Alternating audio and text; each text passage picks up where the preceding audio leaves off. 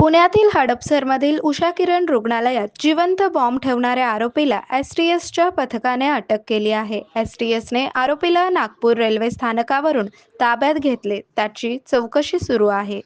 शिवाजी राठोड असे आरोपीचे नाव आहे. बुधवारी सायंकाळी हडपसर परिसरात कामधेनू इस्टेट येथे असलेल्या उषा किरण रुग्णालयात बॉम्ब सदृश वस्तू आढळल्याने खळबळ उडाली होती. ही वस्तू जिवंत आयडी होती. त्यानंतर आरोपीचा शोध सुरू झाला. तो पुणे रेल्वे स्थानकावर गेल्याची बाब समोर आली होती.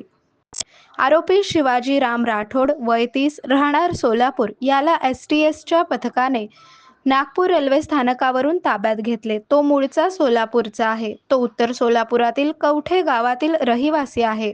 तो विजापूर रोडवरील इंचगिरी मठाजवळ कपडे विक्रीचा व्यवसाय करत होता. पण तो मागील 2 वर्षांपासून सोलापुरात राहत नव्हता, अशी प्राथमिक माहिती सूत्रांनी दिली.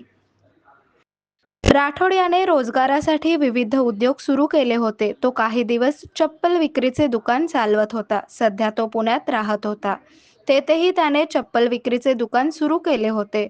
ज्या हॉस्पिटलमध्ये बॉम्ब सापडले होते त्याच परिसरात त्याचे दुकान होते, अशी माहिती सूत्रांनी दिली.